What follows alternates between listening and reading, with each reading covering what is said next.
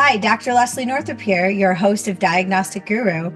Welcome to the part 2 of our Boardroom Revolution series, featuring 5 more guests from the 2025 WIB Boardroom Ready Program.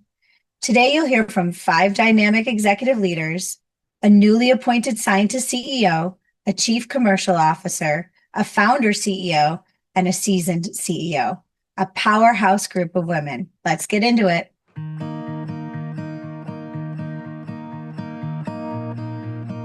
Today, I'm talking to Christine Garrett, who's an organic chemist and is also part of the class of the 2025 Women in Board Ready Program. And I'm really excited to ask her 2 key questions. My first question for you is, what is your one good, your one bad, and your one ugly? Oh boy, we only get one for each of these. Let's see. For the good, I would say it's learning how powerful cross-functionally informed and aligned solutions are in pharma and biotech. And I think utilizing perspectives from all functions and everyone around the table not only helps you devise a development path informed by science that's not just better, but also creates engagement and ownership amongst the team in the process of creating the solution. And I've really learned to create conditions for those discussions and alignment early, and I think that's consistently helped to provide improved plans and allowed faster data-driven decisions when the opportunity arises. Nice. What about your bad? Yeah, the bad. Okay, so the one that I would pick, and this is probably the biggest impact on me personally, is I once avoided addressing a team culture issue. And I know everyone thinks the science drives great scientists, even if culture isn't great, still do great things. And I really thought I could work through this issue with the person and solve the problem. What I learned, despite my best efforts and continued effort to try and work with this person to solve the problem, issue remained. And it actually created a significant tension and issue within the rest of the team. It impacted their performance. And they saw it as my responsibility as the leader to ensure team effectiveness. So the fact that this continued for as long as it did started to really reflect on me. I've since learned that as hard as it is having those difficult conversations early on, being objective, being ready to take action if things are not resolved in a timely fashion is incredibly critical. And so culture, almost above everything else to me has become something that I pressure test really early with people on my team in order to avoid negative impact on others. That's amazing, because that's also happened to me. And in those instances, the science usually suffers. Yes, exactly. You wouldn't think it would, but it does. Yeah. And that was not my ugly. It could have turned into an ugly if I hadn't ultimately addressed it. But I think the one I'm most chagrined about, even to this day, it happened very early in my career. And I was definitely known for taking on more personally instead of empowering and engaging others. And I thought it was a faster way to get to a better solution when it really slowed me down. And it made my team less engaged and less willing to share their own ideas. So going back to the cross-functional, team-informed decisions, I wasn't getting the best solutions. I wasn't getting the best decisions because people weren't as involved.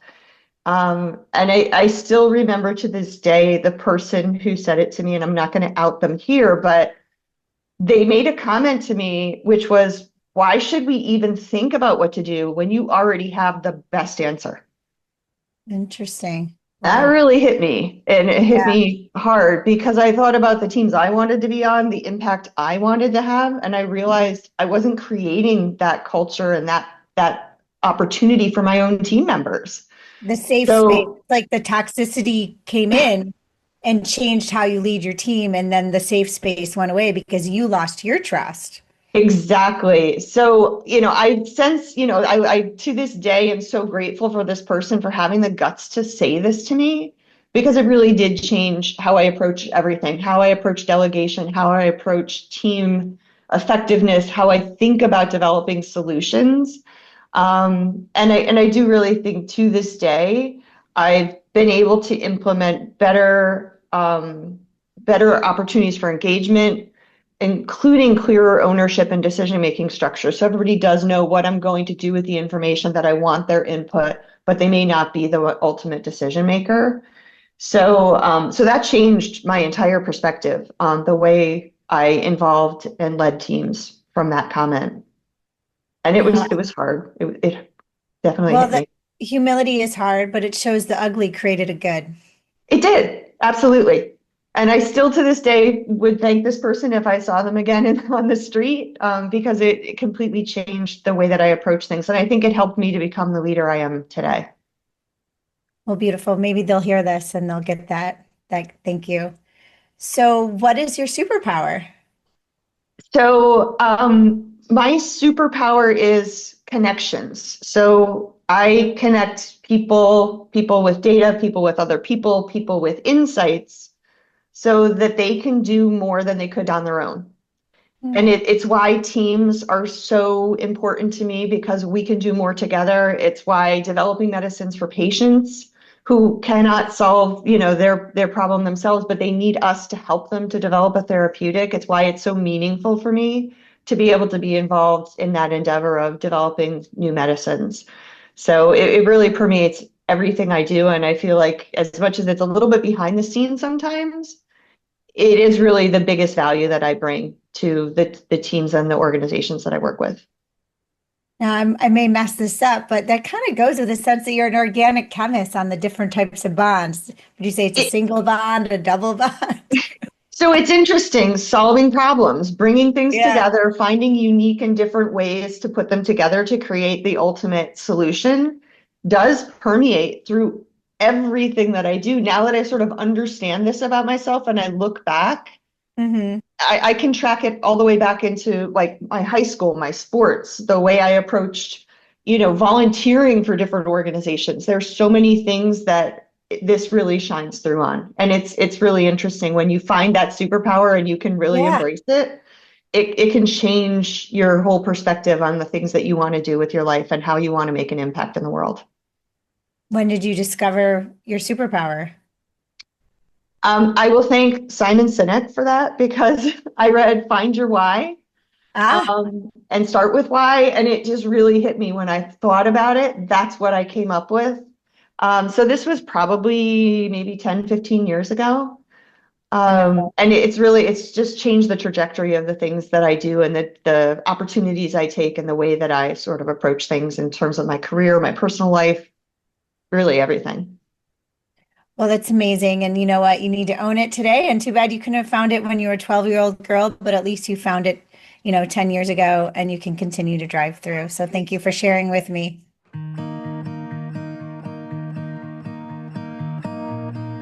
Honored and excited to have another member of the cohort of the Women in Bio Board Ready Program of 2025, Deanna Angello, a Chief Commercial Officer in the biopharma industry. Welcome, Deanna. How are you today? I'm doing well. How are you, Lesley? I'm great, thank you. Well, I'm excited that you give me your time today because I really want to understand, from your really experienced years, in the biopharma industry, what is your one good, your one bad, and your one ugly? Yeah, absolutely. And thank you, Lesley, for having me. I'm excited to be a part of this. What I would say is the one good is I've been in this industry over 25 years, and I've been in the fortunate position to work at multiple Fortune 50 companies spanning small molecules to biologics to CAR T and platform therapies. I've also worked at smaller companies, and I've also worked at early stage biotechs and health tech companies. So the perspective that I bring is very broad range in terms of science and modalities. And also with that, those different modalities is how you bring those new therapies and exciting science to patients. So I feel very fortunate that I've had the opportunity to work across multiple companies and really see all the advances in sciences and most importantly, the opportunity to bring that amazing science to patients, which is the most important thing of what we do. Well, that's impressive. Unfortunately, though, with the good always comes a bad. Is there some experiences or things that you would be willing to share across that journey? Yeah, and I would say I want to frame that. Um, I would put it in the bad category, but it's more of like learning, if you will.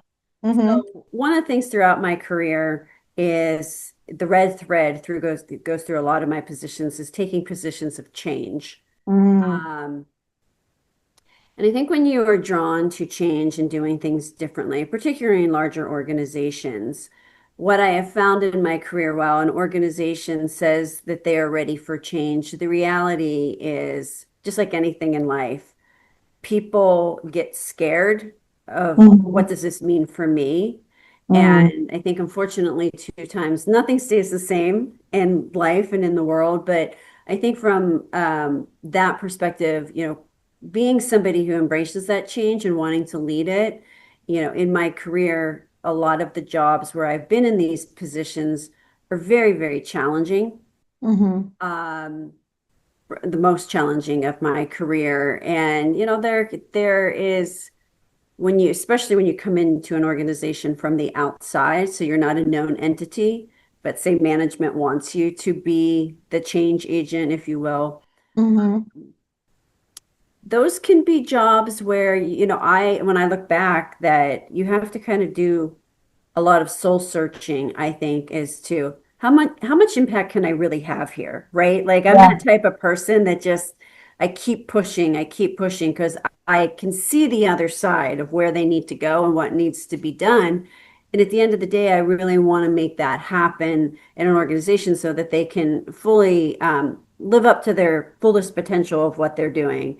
And I think, unfortunately, in particular in big companies, that gets I think a lot of times companies can get in their own way, and the person leading the change, it's not always a wonderful experience, if you will. But I've learned a lot in my career, and I Mm-hmm. know now what it's like to, when people say they want change, I really know how to like suss that out. Do they truly want it, or is this what they think they need? And I'm all in on driving change in healthcare, but it's really the sussing out the people that truly want to move forward and go through the uncomfortableness of change of any type.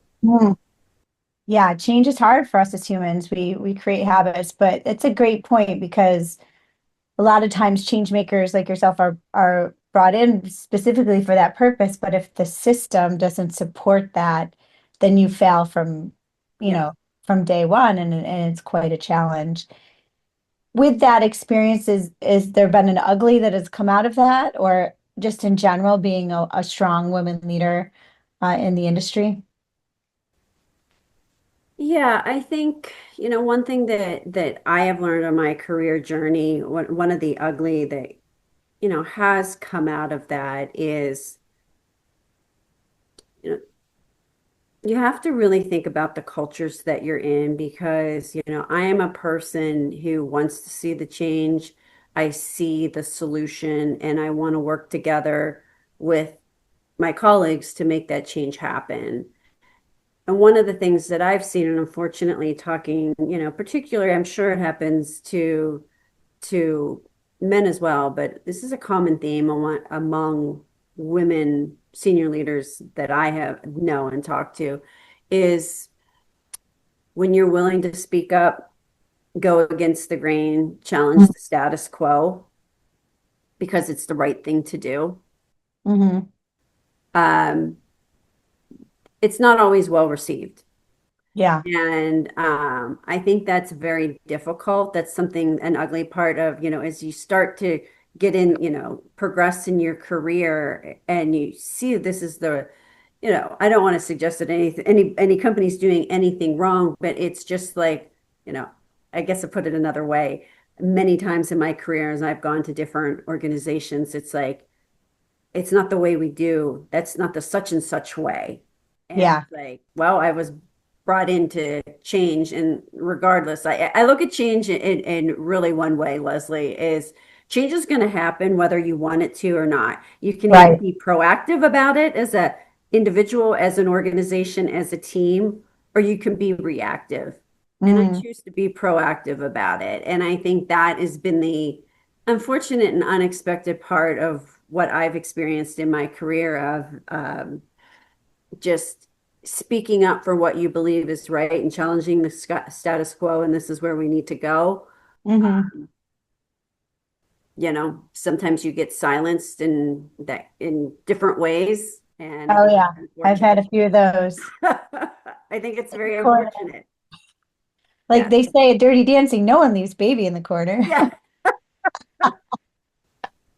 Yes. And I think it's, I don't know, I think it's far too common. I've heard that from certainly mentors of mine and women leaders that have gone before me. And I think that's been an unexpected, ugly part of the journey.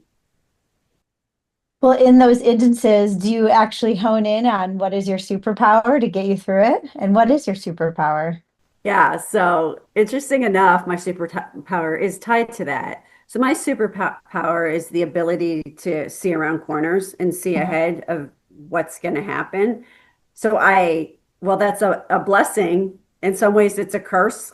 Yeah, because you're planning for what's ahead versus maybe what's not right in front of you, right? Yes, or what's coming. And so I once took one of those leadership assessment tests, and I was being debriefed by the coach or whoever was giving me the results, and they said to me, do you realize that you may be perceived as eccentric by some of your colleagues? And I thought that was an inch because I had seen the results, and I was like, not sure where he's going with this, but I said, well, tell me more.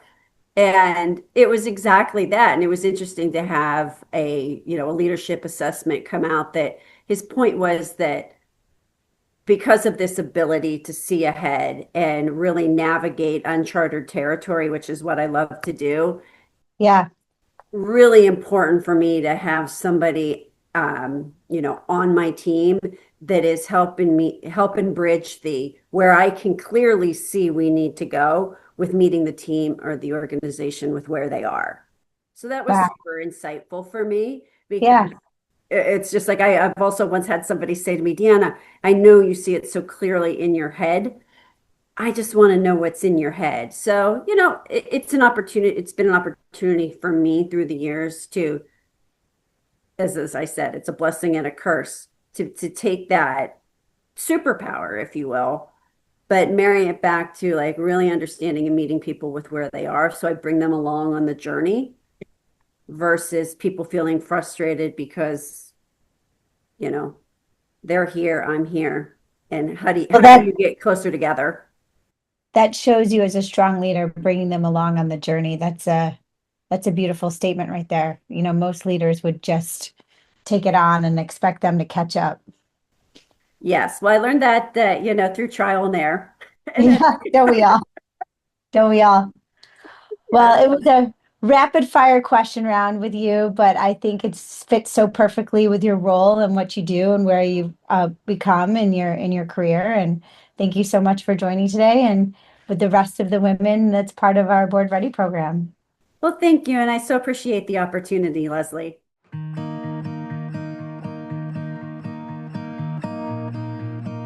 Today to speak to Kate Skrable, who's the VP of Strategic Partnerships at Pfizer, and also one of my classmates of the Women in Bio Board Ready 2025 program. Welcome, Kate, today. Thanks for coming to Diagnostic Guru. Absolutely. Thank you, Lesley. Super excited to be here today. Thanks for inviting me. And it's good to see you again. Yeah, you too. Well, I have two very important questions for you. The first one is a layered one. Could you tell me what is to date, whether it's career, personal, or combination, what is your one good, your one bad, and one ugly? Yes. And I'm glad that you gave me this question ahead of time so I could think about it, because I think it's important, especially as women who are a bit more mature in our careers, if you will, to kind of share our wisdom with different generations, both genders, obviously. For me, the good is network. I have always built incredible relationships and network with people. It's something that for me came very naturally. I have a very high EQ, so I like people. I'm curious about them. I like to ask a lot of questions. I get energy from people, but having that network in place throughout the decades has been instrumental to my career. And I would offer that for anyone, especially early in their career or even kind of midpoint in their career, building those networks, keeping them warm over time. And it can even just be a quick drop note to let someone know that you may be looking for another role, asking about their kids. Have they heard about this new opportunity? It's just keeping those networks warm, I think really helps all of us in our career. And it goes beyond that immediate halo. I think all of us have that core group of women and men who are advisors to us that we go to when we have something in our professional world going on. We just want to pressure test an idea. A network is expansive. It could be hundreds, thousands of people that you have in your orbit that you can either connect with or super connect with over time. And again, just to keep those warm. The example I would offer is there was a woman that I engaged with when I was very early on in my career in mergers, acquisitions. And, this has been 25 years ago, and we both really made an impression. She was in the external banking environment. I was internal to the company. Well, she recently reached out 25 years later and was like, hey, Wow. it's such an impression on me. I'm looking for my next opportunity. I noticed that you're still in the partnering space. Would you mind, keeping an eye out for me? And I was like, absolutely. And so it's even those networks that you think may have gone away over time are still important to kind of bring into the fold. And so again, I would offer that to anyone in their career. Build your networks, keep those networks strong, keep them warm, and flex into them as much as possible. That's very valuable. Thank you for that. What about your bad and your ugly? My bad is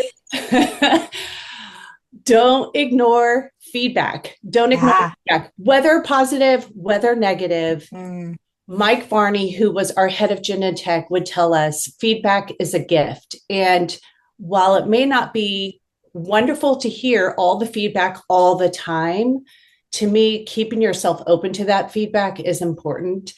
I'm not going to check every checkboxing exercise, and I won't be able to shape shift with every key feedback that I receive, but at least acknowledging it and holding it, and then trying to respond to it over time. The key tip that I learned, again, years and years ago was when someone gave me feedback, especially feedback that wasn't ideal, I would still circle back up with that person after a couple months and say, hey, I heard you. I'm trying to show up differently in this meeting. Have you noticed? Because then that lets them know I heard that feedback. I'm acknowledging it. I'm trying to do things differently. And, I want to improve. And so just having that full circle moment of when you get that feedback, I think is important. But feedback is a gift. And just kind of continue to own it and to continue to step into it. My team currently tells me, Kate, you're too abrupt. And I am a straight shooter. I like to get to the punchline. I like to move through a discussion very quickly because we're always assimilating a lot of data in our head. And what I realized in them saying to me, you're too abrupt, is I'm not letting them work through the solutions on their own. I'm immediately jumping into solution mode and giving them my feedback on something. And so now I even have a Post-it note on my computer that says, active listen, Kate. Just take a moment, let them talk through the problem, and then ask the questions so that they ultimately get to the solution. Yeah. So again, even in my, third decade of working, feedback is a gift. I heard it loud and clear and still hear it loud and clear from my team, and just acknowledging that and trying to do something differently so that we can all show up better is important. Yeah, I think that it goes a lot with maturity, right, and experience, because I know in the very beginning, negative constructive criticism is just as important as positive feedback. I don't want to be told all the time how amazing I am. I want to know how I can be better, right? Absolutely. I remember it would derail me. You'd hear 99% of you're great, you're amazing, you're a high potential. And then you'd hear the one thing, and boy, that one thing stays with you forever. But it's important. It's important to hold both in space and to acknowledge, and then just to circle back with the people who gave you the gift of the feedback. And that's also as a manager myself and a leader myself, I also try to get feedback. It's not a personal judgment. It's, hey, I observed this. Here's maybe a different way to approach this moving forward with a third party, or, with the legal team or whomever. So feedback's a gift both ways. And then the ugly is try not to engage as much as possible in office politics. It can absolutely derail a career. And for me personally, I learned that very hard and very fast. I was at Genentech at the time, and we had an amazing, absolute A-star partnering team. I was a member of that partnering team. And there was this one woman who people would often pit us against each other to make us almost competitors as we were both journeying up the corporate ladder. Yeah. And to the point, I fed into that as well, kept her very much at arm's length, didn't engage with her. And the reality of it was I should have, because we both approached issues, challenges differently. She has an exceptionally high EQ or IQ. I have an exceptionally high EQ. We both could have used each other differently to just share new ideas and share how to kind of lay the framework when approaching third parties.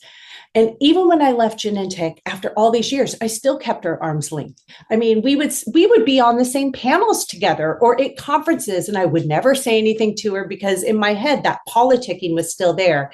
And honest to goodness, we ran into each other in a bathroom and we both went, okay, we need to clear the air. What was this? And it was a lot of the office politics that kept us at odds with one another.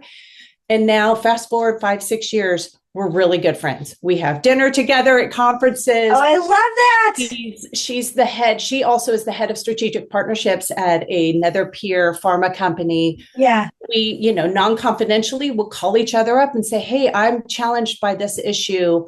Have you also had to deal with something like this? How would you have approached it with a team member, with a third party, or, with an escalation or arbitration? And it's been amazing to see that relationship come 180. We have dinners together, we send holiday cards. And so to as much as you can, the lesson for me was don't get caught up in that office politics, because we're all human at the end of the day. We all have something that we can share. And I let that kind of feed into my appreciation of her, and it wasn't correct at the time. And so as much as you can, try to move away from the office politicking. It does no one any good at any time. I think that's great advice, because a lot of times, it creates this sort of animosity and just wrongful, visions and approaches of, how you perceive other people, when really it's others are probably jealous, or maybe they saw that you two are like powerhouses together and they wanted to separate us, to make you weaker. So it's great that you guys were able to overcome that and not let others, take over your relationship, and, how to get work done at the end of the day. And you never know what's going to come out of a conference room bathroom. I mean, no, I know. Which is all great advice, whether it's good, bad, or ugly. And so with that, why don't you share with the audience what your superpower is? Yeah, I would say my superpower is recognizing that I do flex into and have a very high EQ. I've always told my manager, my team members, my family, I'm not the smartest person in the room. I know that. But I can read the room probably better than anybody else. And I often know how a negotiation is going to happen. I know who the power center is of decision-making at a company. I can just read the energy and read people very, very well, especially in person. Zoom has made it a little bit more difficult, but my EQ is just off the charts. And so I flex into that as much as possible. And it also has allowed my networks to remain very robust because I use that EQ to super connect people over time. And so to know what your genius is and to flex into it, I think very early on in your career is important, but also to keep it tuned up as we all age and mature in our career, and to flex into it as much as possible as we move on and move up in the corporate ladder, if you will. I love that, to know what your genius is early on. That's a beautiful statement right there. Yeah. And EQ is hard to come by in the business industry. So good for you for seeing it and owning it and driving it. And hopefully you're, teaching others, because I feel like a lot of times there's no personal touch points enough, Yeah. in the workplace. So Especially the virtual environment has made that more difficult. So as much as you can to try to break bread, to flex into what your genius is, I think is important. And so I, bring my team together, do negotiations in person, bring governance committees together. And it again allows me to step into that genius to be able to navigate decisions as quickly as possible. well, wonderful. Well, thank you so much for sharing this personal journey with us today. And I'm excited to put this whole compilation together of the whole team.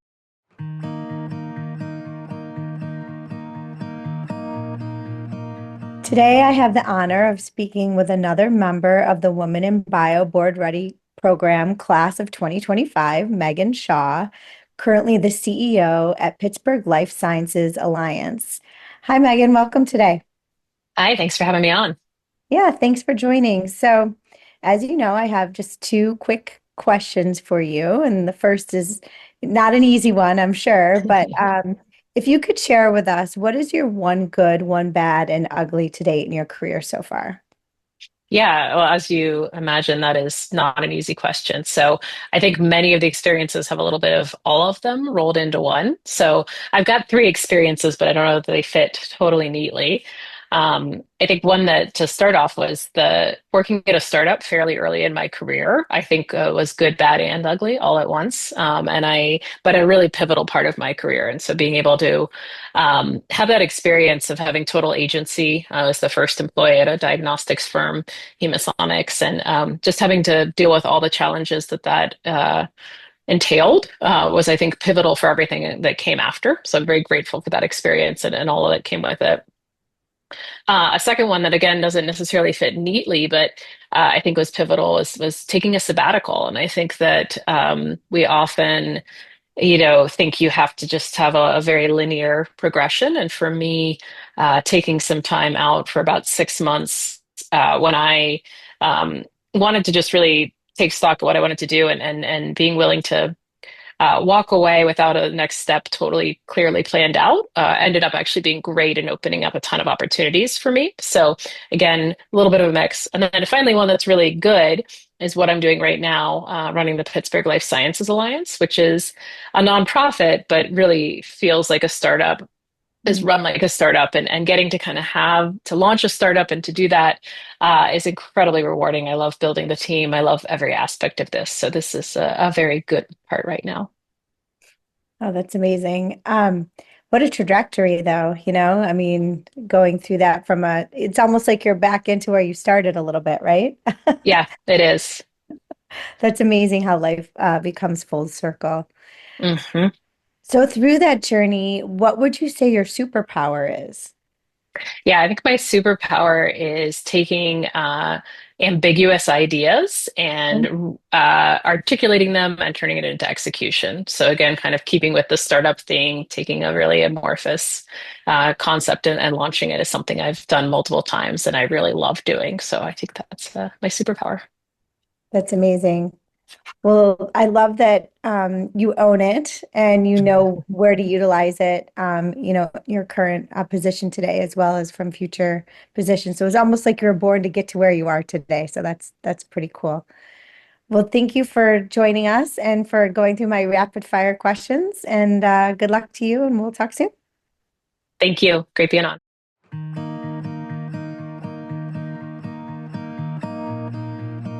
Today on Diagnostic Guru, I have another board ready cohort member, Courtney Phillips, from the Women in Bio program, who is kindly enough to come here today and talk to me about her leadership experience. She is currently the CEO and founder of a company called Matrix Fluidics. Courtney, thank you so much for coming today. Hey, Lesley, thanks for inviting me. I appreciate it. Yeah, of course. Well, as you know, we just have two questions. Well, one long question and one short question for you. Um, from your experience today as a woman leader, especially finding your own company and leading your own company, could you share with the DG audience what is your one good, one bad, and one ugly? Sure. It's fun getting to choose the answers for these and think through what that really is. But we actually had a really good time. I made it a family activity. So it was good picking these. So my good, I would say, was when the pandemic hit. I was working in laboratory automation equipment that labs desperately needed, but we were all grounded. So they needed this equipment, not just for COVID testing or treatment screening and vaccine development, but just ongoing scientific work like cancer research and diagnostic testing.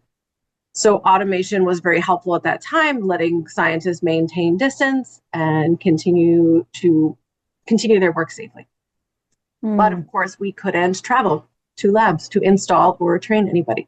And so I had to just rethink how we worked. And I actually built out a full lab in my basement with streaming and collaboration capabilities. And I created a comprehensive program that included interactive polls and quizzes and live remote control of devices and recorded sessions so they could be flexible on training their staff.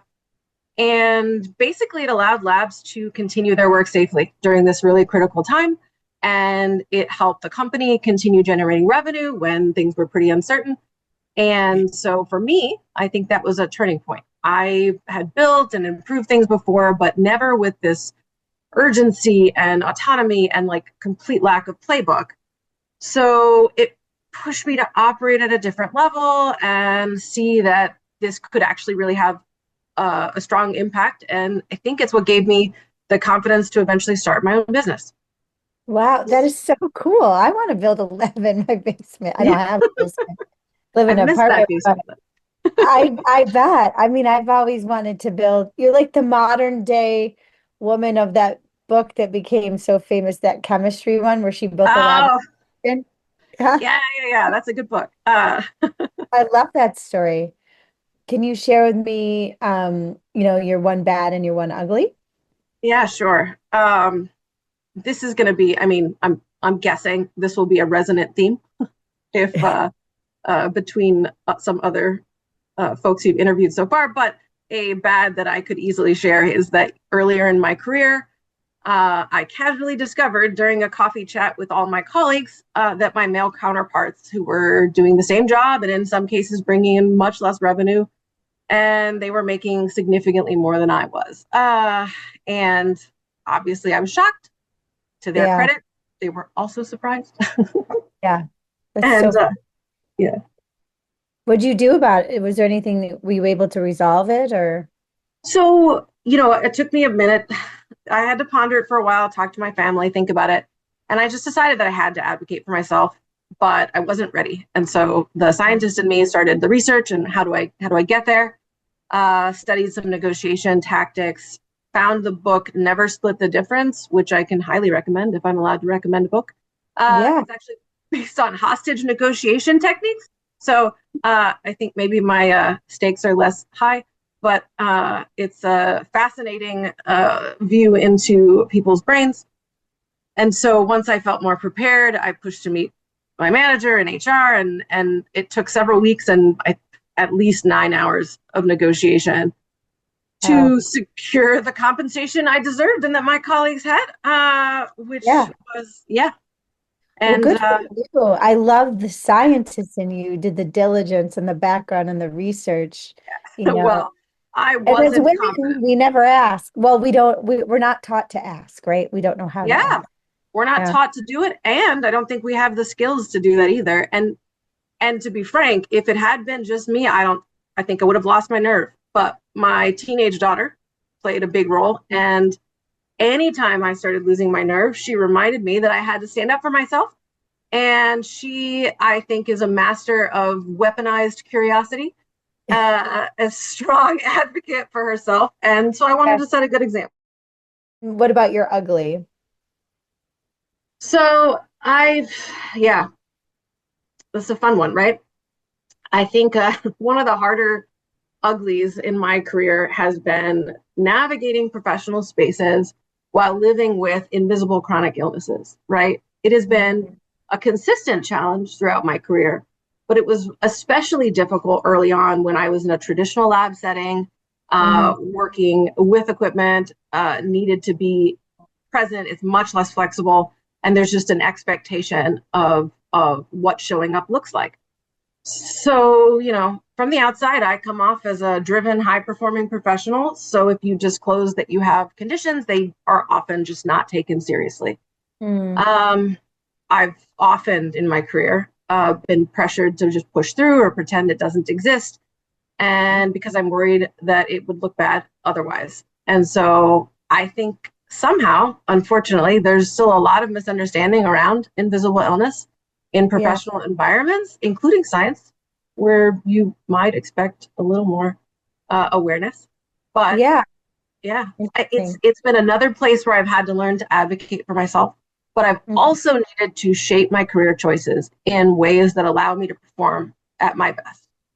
So now you own your own company, so you can you're your own best advocate, right, in the workplace and personally. But that's hard, being a woman and having other outstanding, conditions or situations that hinder you from working at an expectation that and also in our industry, I think the expectations are a little bit, inflated to say the least. But how is I would presume the ugly out of that, you've able to balance it now, and you must have a nice work-life balance. Well, that's the beauty of being the boss. So in a lot of ways I can control it, but there are still situations where it's hard. Trade show events where we are kind of forced to be there 12 hours straight and things like that. So I had to, I design my own booths now, and I make sure that there are places for us to sit and spend time with customers and work in ways, and design the booth in ways that are easier to assemble, it's lighter to carry, and fits those needs. So I like the fact that I can develop around that. It helps me. I also have children with chronic illness, and it helps me navigate their supports as well, of designing various things, or how to get the wheelchair to attach to a small car, and how to get, just various bits. It just takes it takes that innovation to a different spot. Well, you're a scientist and an engineer, right? Yeah. So you're utilizing the bench experience in your personal life. Well, thank you for sharing that. All right, so one last question for you. What would you say your superpower is? It's funny because when I was thinking about your questions, and I actually think that my biggest superpower has been being a mom. And I know that comes off eye-rollingly, but I'm going to make the argument. So my 6 young adults are all foster and stepchildren. So stepping into a role of mom was a very intentional choice for me. And before I had them, I did not properly advocate for myself the way I should. I always relied on that work hard and it will speak for itself, right? And it wasn't until I had kids, each navigating their own lives and watching what I did, that I realized I was modeling how they should value themselves. And that's really what pushed me to where I am in my career, whether it was negotiating for compensation or taking risks and eventually starting my own business. And they hold me accountable. I run it in a way that's sustainable and equitable, because it's their future I'm protecting, and it's their hopes and dreams I'm trying to show that it can work. So I think being a parent helped. Yeah, here it is. You probably weren't, it's the last thing you were thinking, right? And then you became a mom, and it's became your innate superpower. It's the one thing you really excel at. Well, that's beautiful. Thank you so much for sharing that. Your kids are very lucky. Thanks. Well, thanks for joining us today in this short little rapid fire questioning, and wish you best of luck. And it was great to see you. Thanks. Appreciate it. Thanks for having me.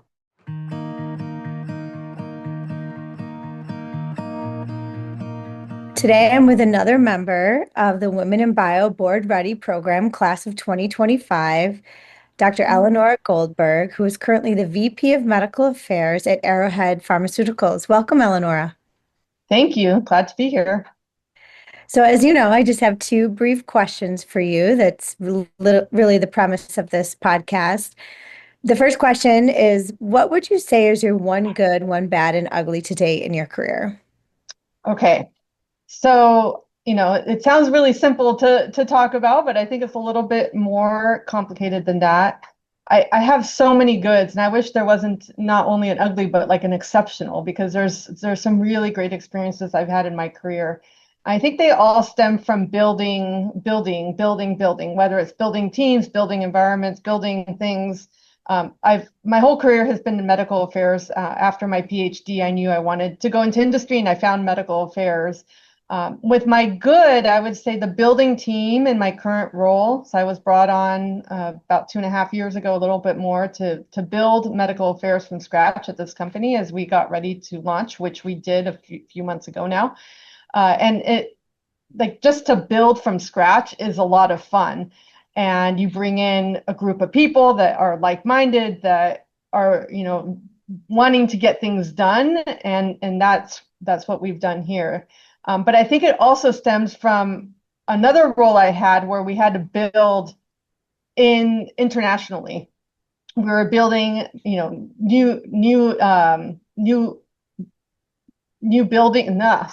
were building new teams and new offices in different parts of the world, different countries.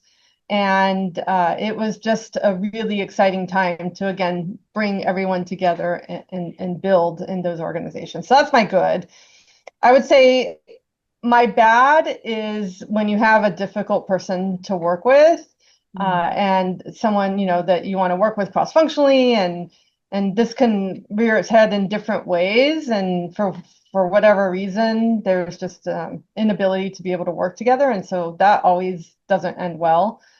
And then the ugly, there's always that really bad boss you've had that just took the breath from under you. And that, I think, really is the ugly, is how do you overcome? How do you build back up after that? And I had a really difficult situation. And then when I transitioned to the next, where I had a really great situation, it took time to build. It took time to recover from that difficult situation. But I think at the end of the day, you always learn from those experiences more than you do from something that maybe went really well and was easy. So the hindsight is just as important as when you're going through it, and to be aware of when you're going through it, which is hard sometimes. You don't really see it till after the fact. Well, congratulations on your guys getting your right. You just got launched in your product, so congratulations on that. And thank you. Unfortunately, I think we have to go through the bad and the ugly to get to the good. I've too have had the similar experiences and a little bit of PTSD if you don't take some healing or some time to get over it. But it sounds like you came out on the other side of that. Yep. That's fantastic. Well, thank you for sharing. So in that instance, what would you say your superpower is? And did you actually harness it to get you through it? So as I think of my superpower, it really is bringing people together.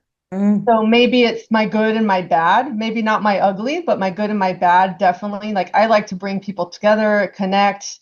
When I worked in international, bringing people from all over the world, that just gives me so much energy and is so exciting. And when it doesn't work, that's my frustration. So I think my superpower is bringing those people together around the world, different parts of the organization, different functions, different therapeutic areas, anything that you bridge and bring people together, I always find really exciting. And so I think that's my superpower. I don't think it really helped me in my ugly per se, but that's for a different day.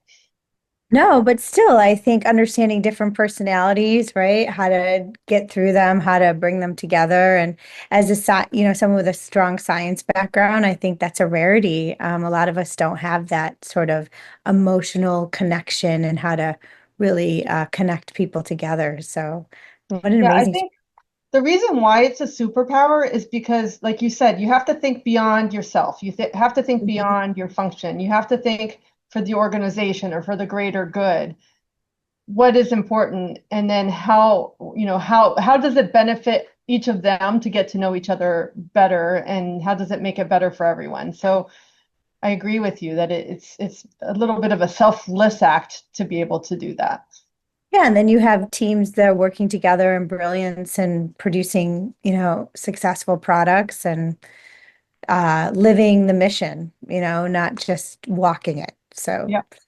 So to say. So, well, thank you so much for joining me today and the rest of the team in this compilation of amazing women in our Board Ready program. And I can't wait to get your superpower out there. Yeah, it'll be great to see the compilation.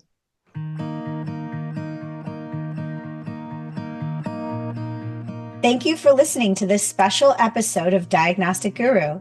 If you're an executive woman in the life sciences looking to make the next leap, I cannot recommend the Women in Bio Board Ready program enough. You can find more information at womeninbio.org.